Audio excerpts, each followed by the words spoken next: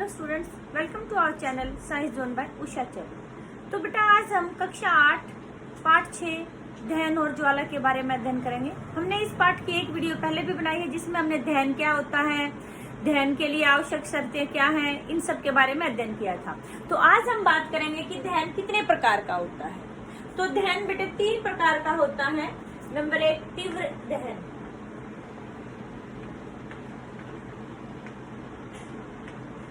ये तीव्र दहन क्या होता है बेटे? जब कोई दाह्य पदार्थ हो, सबसे पहली बात तो दाह्य पदार्थ का होना जरूरी है। जब कोई किसी दाह्य पदार्थ के पास हम कोई जलती हुई चीज जैसे लाइटर है, गैस लाइटर हमारा, या माचिस की तिल्ली जला करके उसके पास लेके आते हैं और वह दाह्य पदार्थ तीव्रता से जलता है, जल्दी से आग पकड़ लेता है और ऊष्मा और प्रकाश उत्पन्न करता है, तो इसे हम कहते हैं तीव्र दहन। जैसे हमारी एलपीजी है या स्टोव है हमारा।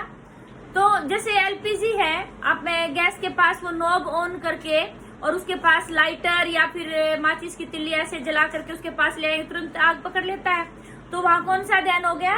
तीव्र दहन। यानी कि तीव्र दहन की परिभाषा क्या होगी बेटे? जब कोई दाह्य पदार्थ जल्दी से आग पकड़ लेता है और प्रकाश और उच्च ऊष्मा उत्पन्न करता है, तो दहन की यह प्रकार क्या कहलाता है? तीव्र दहन। इसका उदाहरण क्या होगा?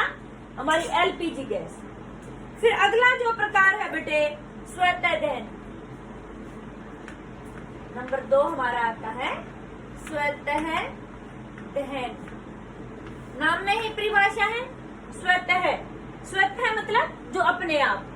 कई बार क्या होता है बेटे, जैसे अभी मैंने कहा कि जो एलपीजी है गैस आप घरों में यूज करते हैं ना, एलपीजी गैस सिलेंडर में जो होती है, उसके पास तो आप माचिस की तिल्ली या लाइटर ऑन करते तब वो आग पकड़ता है। लेकिन कई चीजें ऐसी होती है बेटे जो अपने आप भी, जैसे थोड़ा सा तापमान में वृद्धि हुई उनमें अपने आप आग लग जाती है। जैसे हमने पिछली वीडियो में बताया था कि पहले माचिस की तिल्ली बनाते वक्त सफेद फास्फोरस का प्रयोग करते थे, लेकिन क्या होता था कि वो कई बार कक्ष तापमान पर अपने आप आग पकड़ लेता था और एक्सीडेंट हो जाता था ऐसे, तो इसलिए उसका प्रयोग बंद कर दिया। तो यानी कि जो फास्फोरस है, श्वेत फास्फोरस, सफेद फास्फोरस, वो कक्ष ताप पर अपने आप ही आग पकड़ के जलने लग जाता है। ठीक है, तो इस तरह के दहन को हम क्या कहेंगे? और बिल्कुल लपटें उठने लग जाती हैं, तो इसको हम क्या कहेंगे? स्वतः दहन। ये स्वतः दहन के कारण से बेटा कई बार क्या होता है कि जो कोयले की खान होती है उसमें कोयले के जो छोटे छोटे धूलकण होते हैं कोयले के, कई बार क्या होता है वो कक्ष ताप पर ही अपने स्वतः ही आग पकड़ लेते, और स्वतः दहन होने के कारण से कई बार बड़े बड़े अग्निकांड हो गए हैं कोयले की खानों में। ठीक है, जंगल में अपने आप आग लग जाती है कई बार, ज्यादा गर्मी के दिनों में सूखी घास वगैरह होती है वहां पर, तो वो भी क्या हो गया? स्वतः दहन हो गया। मतलब जहाँ पर हम कोई आग नहीं लगा रहे, हम कोई जलने वाली चीज उसके दाह्य पदार्थ के पास नहीं लेके जा रहे, अपने आप आग लग रही है, तो उसको बोलेंगे स्वतः दहन। और तीसरे प्रकार का हमारा दहन है बेटे विस्फोट। नाम से ही आपको अपने आप अंदाजा आ गया होगा। यानी कि दहन का वह प्रकार जिसमें आकस्मिक अभिक्रिया होने से ऊष्मा, प्रकाश और ध्वनि पैदा होती है। इसमें बहुत बड़ी मात्रा में गैस निकलती है अचानक से। यानी कि यहाँ क्या चीजें होंगी? औरों में तो हमने देखा था कि ऊष्मा और प्रकाश निकल रहा था, लेकिन विस्फोट में क्या होता है? ऊष्मा, प्रकाश और ध्वनि उत्पन्न होती है। जो ये आपका विस्फोट है बेटे, विस्फोट में हम या तो कोई चिंगारी दिखा दे, आग दिखा दे, वहां पे लो दिखाएं, या फिर कई बार ज्यादा दबाव डाल देते तो भी विस्फोट हो जाता है। आपने देखा होगा टीवी में, फिल्मों वगैरह में, वो जो कारतूस फेंकते हैं ऐसे पिन निकाल करके और ऐसे जोर से फेंकते, तो जब प्रेशर निकल लगता है, वो जो गोले वगैरह होते हैं, बारूद की जो चीजें होती हैं, पटाखे आप छोड़ते हो, तो उसमें भी क्या होता है? आप क्या करते हो? कोई ऐसे दबाने वाला खिलौना होता है, उसमें आप पटाखे रख के ऐसे दबाव डालते हो तो चिंगारी उत्पन्न होती है और आवाज भी निकलती है। तो वो क्या है आपका? विस्फोट है। बॉम्ब छोड़ा जाता है क्योंकि वहाँ बॉम्ब जैसे फिल्मों में दिखाते हैं, एक्चुअल में तो आपने नहीं देखा होगा, पहले हुआ था ये कांड हिरोशिमा नागासाकी में। तो आजकल आप फिल्मों में देखते हैं कहीं पर बॉम्ब छोड़ते हैं तो क्या होता है, बहुत सारा धुआं होता है और वहां पर बहुत ज्यादा ज्वाला निकलती है और बहुत तेज ध्वनि उत्पन्न होती है। तो फिल्मों में देखकर आप अंदाजा लगा सकते हैं कि विस्फोट कैसा होता है। तो यानी कि उसमें 3 चीजें होंगी, ऊष्मा, प्रकाश और ध्वनि। तो ये थे बेटा हमारे दहन के प्रकार, तीव्र दहन, स्वतः दहन और विस्फोट। फिर आगे हमारा टॉपिक आता है ज्वाला। तो इस पार्ट में हमारे 2 मेन टॉपिक थे, दहन और ज्वाला। दहन का जो टॉपिक हमारा कंप्लीट हो गया है। अभी हम बात करेंगे ज्वाला के बारे में।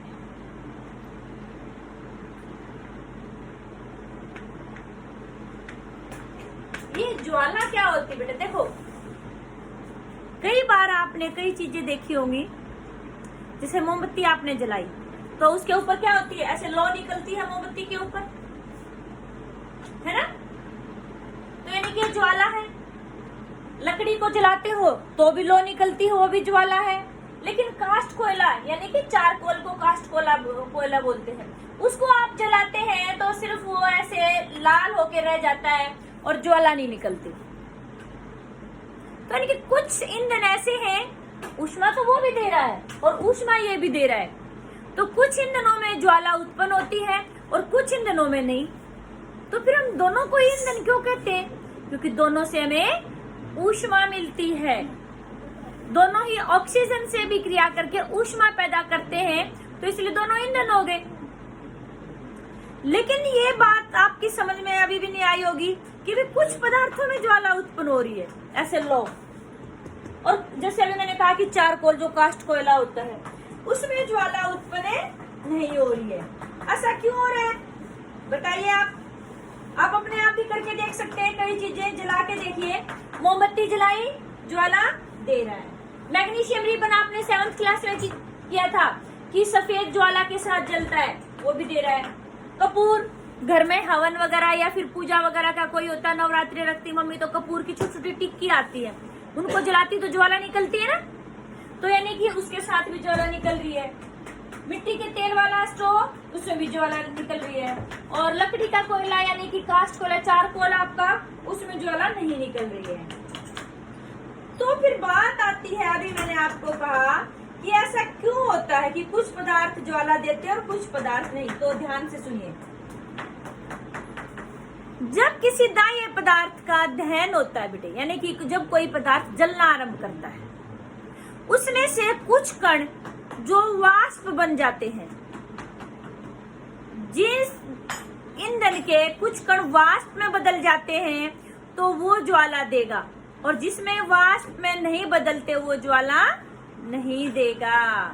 तो आपसे पूछा जाए कि भी जो लकड़ी है वो ज्वाला दे रही है और चारकोल वो ज्वाला क्यों नहीं दे रहा, तो आप कहेंगे लकड़ी के कण वाष्पित हो रहे हैं दहन के समय, तो इसलिए लकड़ी ज्वाला उत्पन्न कर रही है। और चारकोल के कण वाष्पित नहीं हो रहे हैं, इसलिए क्या हो रहा है कि जो चारकोल है वो ज्वाला उत्पन्न नहीं कर रहा है। तो आपको एक ही बात दिमाग में रखनी है कि जिस ईंधन के या जिस पदार्थ के कण दहन के समय वाष्पित होते हैं वो क्या करेंगे, ज्वाला उत्पन्न। तो किसी का भी उदाहरण देके आपसे पूछ सकते हो, तो आपको यही आंसर देना है कि इस पदार्थ के कण दहन के समय वाष्पित होते हैं इसलिए ज्वाला उत्पन्न होती है, और जिस पदार्थ के कण दहन के समय वाष्पित नहीं होते वो ज्वाला उत्पन्न नहीं करते हैं। समझ में आई आपको बात। तो यानी कि ज्वाला क्यों उत्पन्न होती है, तो आपको ये पता चल गया है। फिर बात आती है कि आपने मोमबत्ती की ज्वाला सबने देखी, घर में मोमबत्ती तो जलाते हैं। ध्यान से देखिए, क्या मोमबत्ती की जो ज्वाला है वो बिल्कुल एक जैसी होती है बेटे? आपने देखा होगा कि अलग अलग रंग दिखाई देता है आपको।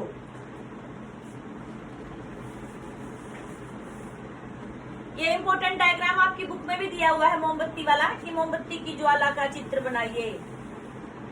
आपको अच्छे से इनके भाग पता होने चाहिए। जैसे मान लो ये हमारी मोमबत्ती जल रही है,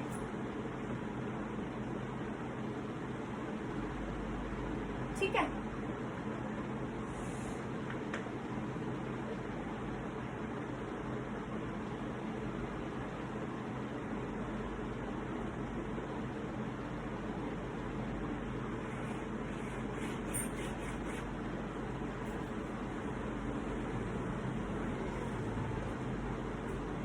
ये मोमबत्ती का जो चित्र है बेटे ज्वाला का, आपको बिल्कुल ध्यान से करना है, इम्पोर्टेंट क्वेश्चन। और ये मान लो चित्र समझ में आ जाता है तो इससे संबंधित कई प्रश्न पूछे जाते हैं कॉम्पिटिटिव एग्जाम्स में भी, और आपके एनसीईआरटी में भी पूछे हुए हैं।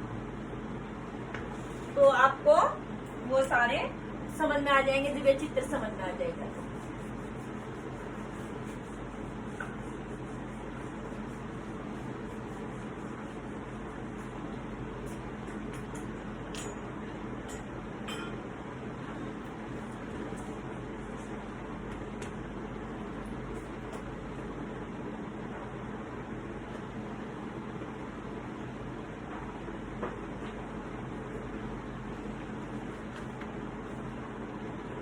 तो देखिए बेटे, मोमबत्ती जलाकर ध्यान से देखिए, सबसे बाहर, या फिर आप ये जलाते हैं गैस स्टोव तो भी आप देखें मोमबत्ती की जो लौ होती है बेटे, उसमें जो बाहर की तरफ होता है, देखना वहां नीला नीला प्रकाश मिलेगा आपको, ठीक है। तो वो पूर्ण दहन का क्षेत्र होता है, ठीक है। तो वो कौन सा होता है? अदीप्त क्षेत्र।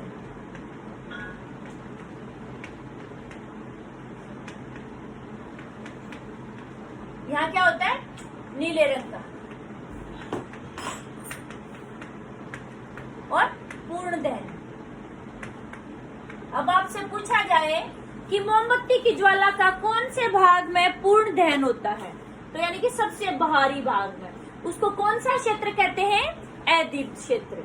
और कैसे रंग की होती है वहां ज्वाला? नीले रंग की। अब देखिए बेटे, तो पूर्ण दहन का मतलब आपको पता होना चाहिए, जब कोई दाह्य पदार्थ जलता है तो क्या होता है कि भाई पूर्ण दहन होने का मतलब पूर्ण रूप से जल जाता है, वहां पर कोई भी अपशिष्ट पदार्थ अवशेष नहीं बचता है, और वो क्या होगा कि पूर्ण रूप से ऊष्मा और प्रकाश उत्पन्न करेगा। जब अपूर्ण दहन होता है तो क्या होता है कि कुछ कार्बन के जो कण होते हैं वो बगैर जले रह जाते हैं, ठीक है ना, तो उनका दहन नहीं होता, वो काले रंग के कण रह जाएंगे। तो इसीलिए आपने देखा होगा कई बार कि भी गैस पर जब मम्मी बर्तन रखती है, जब गैस सिलेंडर खत्म होने का होता है तो कई बार क्या होता है, नीचे से काले काले हो जाते हो बर्तन, या चूल्हे पर खाना बनाती है तो नीचे से बर्तन काले हो जाते। क्यों? क्योंकि जो लकड़ी है उसका अपूर्ण दहन होता है, उसमें कुछ कार्बन के कण बगैर जले रह जाते हैं। तो अर्ध जले जो कण होते हैं वो क्या करते हैं? वायु में प्रदूषण फैलाते हैं, और उसमें ऊष्मा भी ज्यादा नहीं मिलती है। तो जहाँ पर पूर्ण दहन होगा वहां पर अधिक ऊष्मा मिलेगी। तो सबसे, यानी कि जिन अभिक्रियाओं में ज्यादा ऊष्मा की जरूरत पड़ती है, जिन कामों के लिए, तो वहां पर ज्वाला का कौन सा वाला भाग प्रयोग करेंगे? सबसे बाहरी भाग, यानी कि अदीप्त क्षेत्र। क्यों? क्योंकि यहाँ पूर्ण दहन होता है। ऊपर से यहाँ पर हम जब करेंगे तो हमारी जो वस्तु है जो इस क्षेत्र में हम रखेंगे वो काली भी नहीं पड़ेगी, ठीक है। यही कारण है, आप कभी सुनार की दुकान पर गए हैं? आपने देखा भी होगा कई बार, जो सुनार होता है बेटे, जैसे उसने स्टोव रखता अपने पास, उसको जलाता है, जो कोई बर्तन उसको गहना उसको साफ करना होता है तो एक पतली सी पाइप रखता है और उससे फूंक मारता रहता है, और वो जो सोने या चांदी का कोई उसको पिघलाना होता है उसको उस ज्वाला के सबसे बाहर वाला जो हिस्सा होता है उसमें रखता है। सबसे बाहर वाले में क्यों रखेगा? एक तो ये बात है कि सोना और चांदी वो काले रंग के नहीं पड़ेंगे, क्योंकि वहां पर पूर्ण दहन होता है। ऊपर से वहां सबसे अधिक ऊष्मा होती है, ठीक है, तो जल्दी से पिघल जाएंगे। तो इसलिए आपसे पूछा जाए कि ज्वाला का कौन सा भाग सुनार द्वारा प्रयोग किया जाता है सोने चांदी को पिघलाने में, कौन से वाला भाग है? सबसे बाहरी भाग। उसको कौन सा क्षेत्र कहते हैं? अदीप्त क्षेत्र, ठीक है। क्यों किया जाता है? क्योंकि यहाँ पूर्ण दहन होता है, एक तो काले रंग के कण नहीं मिलते यहाँ पर कार्बन के, और ऊपर से यहाँ पर ऊष्मा भी बहुत अधिक मात्रा में होती है। इसलिए जो सुनार या स्वर्णकार वो कौन सा क्षेत्र प्रयोग करेगा? अदीप्त क्षेत्र। उसके बाद हमारा आता है दीप्त क्षेत्र। ये कैसे रंग की ज्वाला होती है? पीले रंग की। यहाँ क्या होता है? अपूर्ण दहन।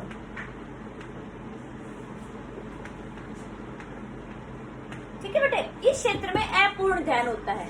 आप कभी देखना, मोमबत्ती एक क्या करना है, एक शीशे की पतली सी पाइप लेना, रोड ले लेना, मोमबत्ती जलाना, बिल्कुल ध्यान से करना है, अपने मम्मी या पापा जब पास में बैठे हो तब करना है, कोई बड़ा भी हो साथ में तब करना है ये काम, अकेले नहीं करना है। तो उससे जो आपके पास कांच की जो पाइप है उसको चिमटे से या किसी चीज से पकड़ लेना, मोमबत्ती के सबसे बाहर वाले क्षेत्र पर रखो आप 5 मिनट। गर्म तो हो जाएगा वहां से, लेकिन क्या होगा, वो मुड़नी स्टार्ट हो जाएगी लेकिन काली नहीं पड़ेगी। फिर उसको मोमबत्ती के बीच वाला हिस्सा जो है वहां पर लेके जाएंगे, तो क्या होगा कि वो काली पड़ जाती है, काले रंग, उसके ऊपर काला काला रंग आ जाता है। किसके कारण से? क्योंकि वहां पर अपूर्ण दहन हुआ है। अपूर्ण दहन मतलब उसमें कार्बन के कण मौजूद है, इसलिए वो काला रंग आ गया। और बिल्कुल उसके धागे के पास वाले क्षेत्र में लेके जाएंगे तो वहां पर आप फिर बाद में उसको निकाल के देखेंगे, वो गर्म भी नहीं होता है ज्यादा। सबसे ज्यादा गर्म सबसे बाहरी क्षेत्र में होता है। तो वहां क्या है, वो कौन सा क्षेत्र हो गया, जो ये वाला क्षेत्र है आपका, ज्योतिहीन क्षेत्र बोलते हैं इसको।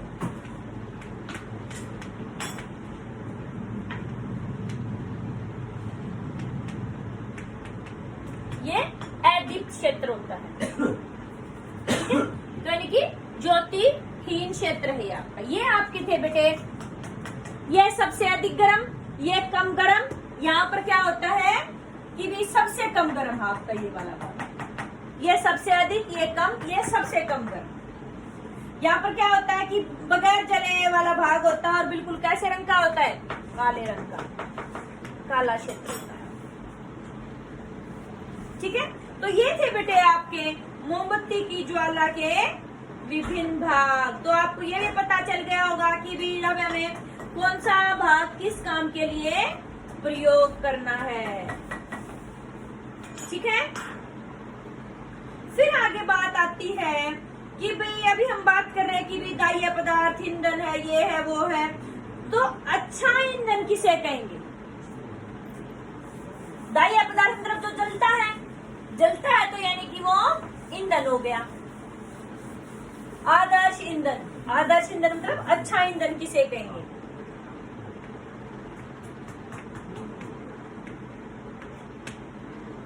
ये सेम क्वेश्चन आपका 10th क्लास में भी है कि आदर्श ईंधन के गुण बताइए। ये तो आपका एसएसटी का भी टॉपिक है। देखो बेटे, ये तो सोचने की बात है कि भी आदर्श ईंधन क्या हो गया। एक तो पहली बात, वो हमें आसानी से मिल जाए। जो ईंधन आसानी से मिल जाए वो अच्छा ईंधन कहलाएगा। वैसे तो देखा जाए तो एक्चुअल में आदर्श ईंधन कोई भी नहीं है, लेकिन फिर भी जो औरों से बेटर है उसको हम आदर्श ईंधन कहेंगे।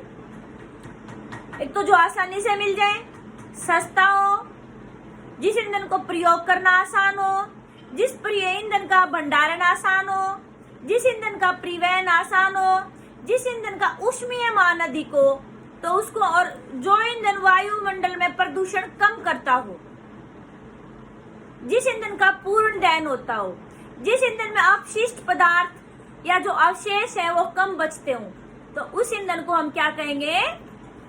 आदर्श ईंधन या अच्छा ईंधन कहेंगे। समझना है बात आपको? तो ऐसे तो एक्चुअल में कोई भी आदर्श ईंधन नहीं है, लेकिन फिर भी इनमें से देखा जाता है कि कौन सा ईंधन अच्छा है। अब देखिए, पहले गाड़ियों में पेट्रोल डीजल वगैरह प्रयोग करते थे।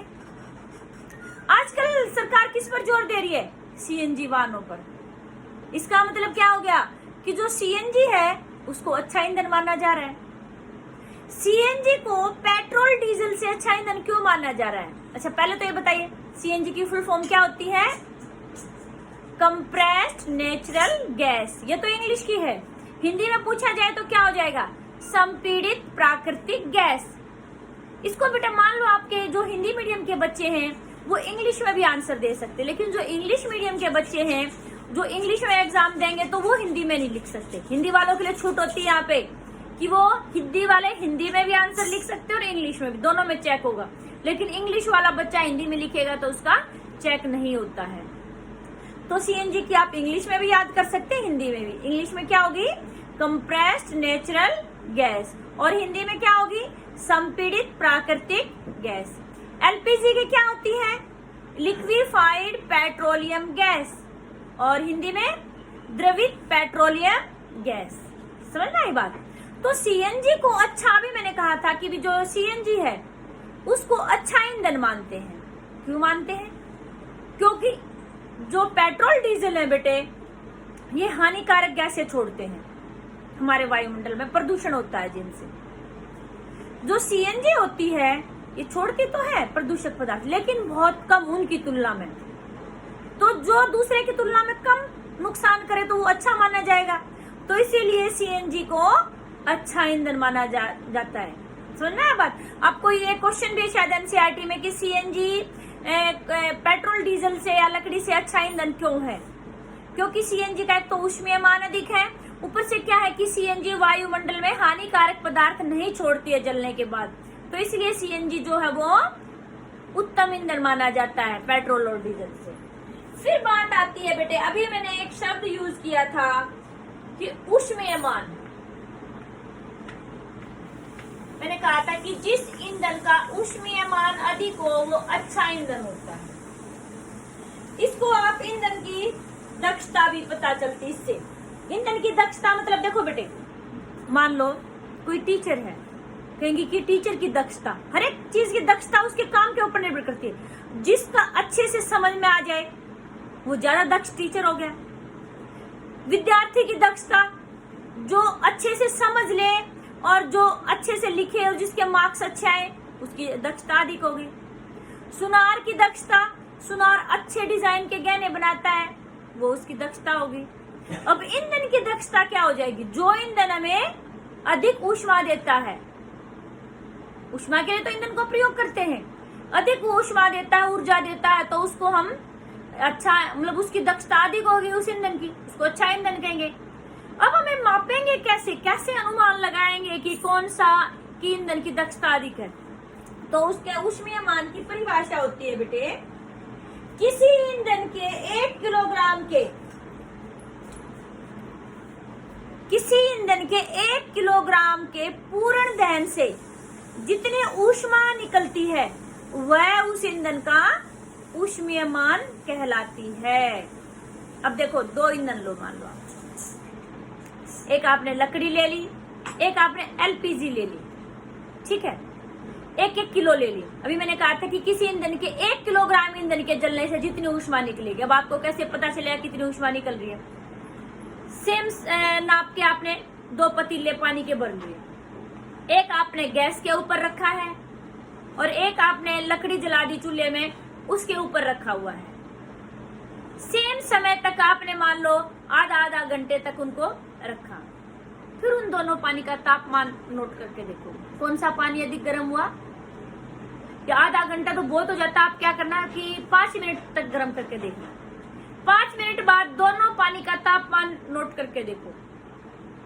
संभवतः जो एलपीजी है उसका, उसके ऊपर आपने जो पतीला रखा था उसका तापमान अधिक मिलेगा। क्यों?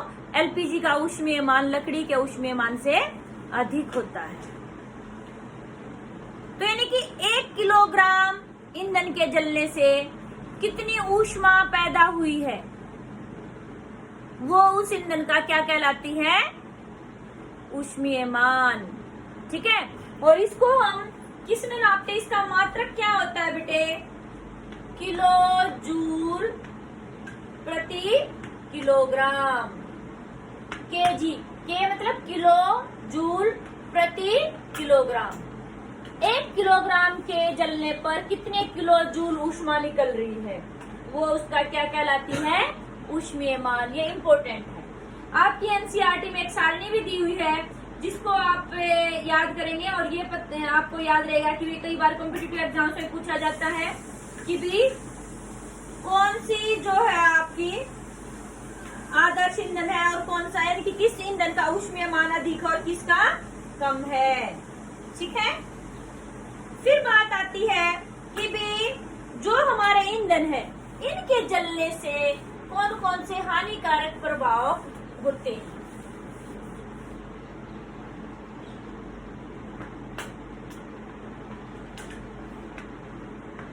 ईंधन के दहन से हानिकारक प्रभाव,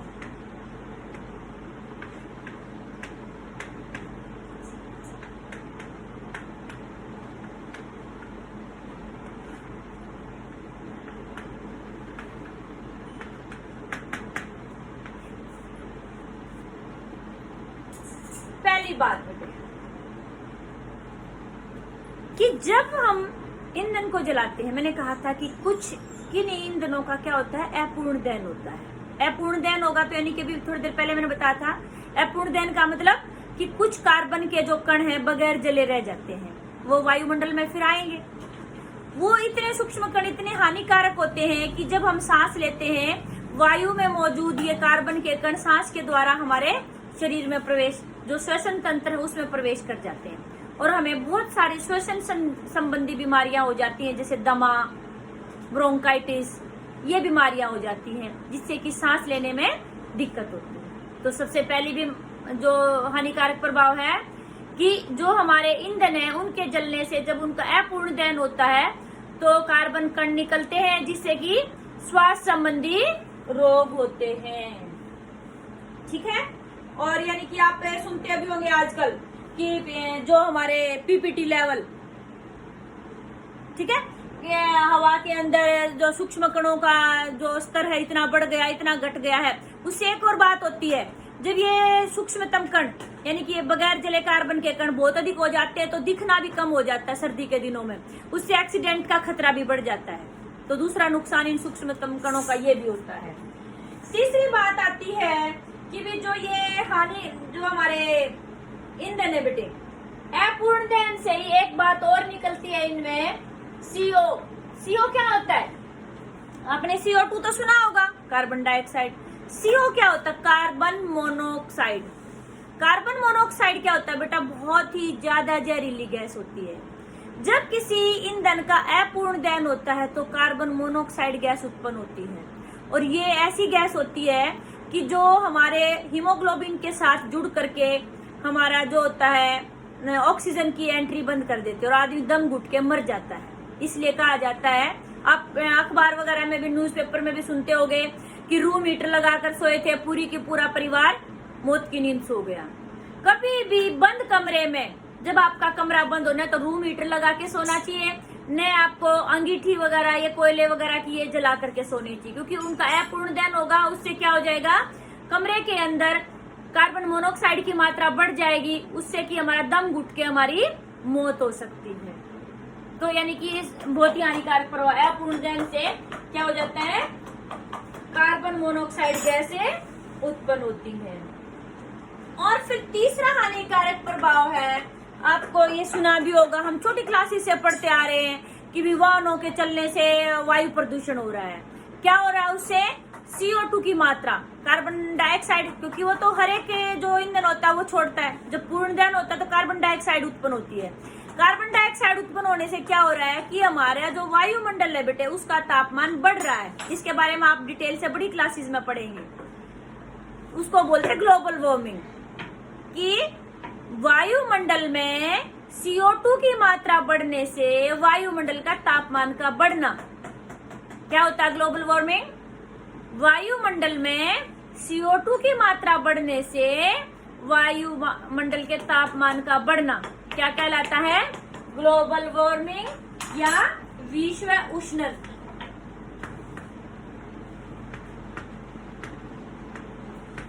ग्लोबल वार्मिंग इंग्लिश का शब्द, आप ये शब्द भी यूज कर सकते हैं ग्लोबल वार्मिंग, या फिर आप उसके लिए बिल्कुल एग्जैक्ट हिंदी का वर्ड है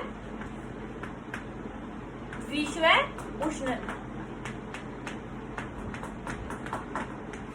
अब फिर बात आती है, तापमान बढ़ रहा तो बढ़ने दो, क्या होगा, गर्मी तो लगेगी, उससे हम एसी में बैठ जाएंगे। अरे इससे बहुत बड़ी दिक्कत हो सकती है। इससे क्या होगा बेटे, जो ध्रुवों पर हमारी बर्फ जमी हुई है वो पिघल जाएगी और उससे हमारा समुद्र के अंदर जल स्तर बढ़ जाएगा। उसके आसपास वाले जो तटीय क्षेत्र हैं वो पूर्ण रूप से जलमग्न हो सकते हैं। और इसी स्पीड से मान लो ये हमारी CO2 की मात्रा बढ़ती रही तो वो दिन दूर नहीं जब पूरी बर्फ पिघल जाएगी और हमारी पूरी धरती जलमग्न हो जाएगी। तो इसलिए इसको कंट्रोल करना बहुत जरूरी है। हम सबका उत्तरदायित्व बनता है कि हम CO2 की मात्रा को कम से कम उत्पन्न करें। और वो कैसे कर सकते हैं कि हम वाहनों का कम से कम प्रयोग करें, ऐसी चीजें कम से कम उपयोग करें जिनसे CO2 उत्पन्न होती है। घरों में AC का कम से कम प्रयोग करें, उसकी जगह हम कूलर प्रयोग कर सकते हैं। अब हम जो हमारा ये पब्लिक ट्रांसपोर्ट होता है, जैसे बस वगैरह जो चलाई, उनमें प्रयोग करें। हम अलग से अपनी अपनी गाड़ियां लेकर ना जाएं। जहां तक हो सके, बच्चे क्या करते हैं आजकल के बच्चों में ट्रेंड है बेटे, थोड़े से दूर दोस्त के पास जाना है या गली में दूध लेने जाना है, बाइक निकाले उस पर चलते नहीं, पैदल चलना चाहिए। उससे क्या होगा, दो फायदे, एक तो आपकी फिजिकल फिटनेस अच्छी रहेगी, ऊपर से हमारा प्रदूषण में CO2 की मात्रा भी कम होगी। ठीक है, तो नेक्स्ट आपका आता है बेटे अगला जो है कारण की भी हानिकारक प्रभाव, एक और आपने सुना होगा ना, अम्लीय वर्षा। 7th क्लास में पढ़ा हुआ है इसके बारे में भी, अम्लीय वर्षा। ये अम्लीय वर्षा क्या होती है बेटे, कि जब आपके ये जो कोयला और डीजल का दहन होता है तो उससे क्या होता है कि भी सल्फर के कण उत्पन्न होते हैं हमारे वायुमंडल में। सल्फर के कण ऑक्सीजन से अभिक्रिया करके यानी कि सल्फर डाइऑक्साइड गैस उत्पन्न होती है। ठीक है, किससे, कोयले और डीजल से। और ये जो सल्फर डाइऑक्साइड गैस है बेटे बहुत ही दम घोटू यानी कि इससे इंसान की मौत भी हो सकती है और संचारक गैस है। इसके अलावा फिर जो पेट्रोल है वो क्या करता है, नाइट्रोजन डाइऑक्साइड गैस छोड़ते हैं। यानी कि वायुमंडल के अंदर डीजल पेट्रोल वगैरह के जलने से क्या हो जाएगा, sulphur dioxide, nitrogen dioxide, nitrogen oxide इनकी मात्रा बढ़ रही है। जब वर्षा होती तो वर्षा का जल SO2, NO2 इन गैसों के साथ अभिक्रिया करके क्या बना देता है, सल्फ्यूरिक अम्ल और नाइट्रिक अम्ल। तो इस तरह से वर्षा के जल के साथ जब ये अम्ल धरती पर आते हैं तो वो वर्षा क्या कहलाएगी, अम्लीय वर्षा। उससे क्या होगा, हमारी जो बिल्डिंग वगैरह भवनें वगैरह हैं तो वो भी खराब हो रहे हैं, हमारे जो स्टैचू वगैरह बने हुए मूर्तियां वो भी खराब हो रही है। ऊपर से हमारी फसल की पैदावार भी कम हो रही है, हमारी धरती जो है वो भी अम्लीय बनती जा रही है। आपने एक ताजा उदाहरण देखा होगा, कई बार ये बहुत दिनों तक टीवी में भी न्यूज़पेपर में भी आया था कि ताजमहल का जो रंग सातों आजू बाजू दुनिया का, उसका रंग भी पीला पड़ता जा रहा है। किसके कारण से, अम्लीय वर्षा के कारण से। तो ये बहुत ही चिंता का विषय है कि भी हम इसलिए हम क्या कर सकते हैं कि कम से कम अपने वाहनों का प्रयोग करें। समझ में आई बात। तो यानी कि जो ईंधन है बेटे, ठीक है, हमें ज्यादा इमरजेंसी है तो हम अपना पर्सनल व्हीकल निकालें, वरना जहां तक हो सके, मान लो नजदीक की दूरी है तो हम पैदल जाएं या फिर साइकिल पे जाएं या फिर पब्लिक ट्रांसपोर्ट में जाएं। आजकल आपने देखा होगा एक घर में मान लो 3 आदमी हैं ऑफिस जाने वाले, तो तीनों अपनी अलग अलग गाड़ियां लिए हुए 3 निकलते हैं। पहले भी तो लोग अपना ड्यूटी करते थे, जो सरकारी बस होती है उसी में जाते थे और अच्छे से, उतना वायु प्रदूषण भी नहीं था। तो इसलिए बेटे हमारी पृथ्वी को बचाना है, पर्यावरण को बचाना है, तो हमें क्या करना पड़ेगा, वाहनों का कम से कम प्रयोग करिए और अपने घर में AC का भी कम से कम प्रयोग करिए और बिजली का भी जितना हो सके कम प्रयोग करिए। आप खाली क्या करते हैं, कमरे में बैठे हैं, पंखा चल रहा है, कमरे से बाहर निकले पंखा लाइट ऑन है, सोचते बाद में आएंगे फिर चलाना पड़ेगा, नहीं, गलत बात। क्योंकि बिजली के निर्माण में भी तो क्या होता है कि हमारी ऊर्जा का उपयोग होता है, उससे भी वायु प्रदूषण। हम क्या होते हैं, हमारे ईंधनों को जलाते हैं, उससे थर्मल जो प्लांट होते हैं तब बिजली का निर्माण होता है। आपको वीडियो अच्छी लगी तो इसको शेयर और लाइक जरूर करना। आपको कोई भी किसी भी सेक्शन में आपको कोई दिक्कत लगती है तो आप कमेंट करके जरूर पूछना। Thank you.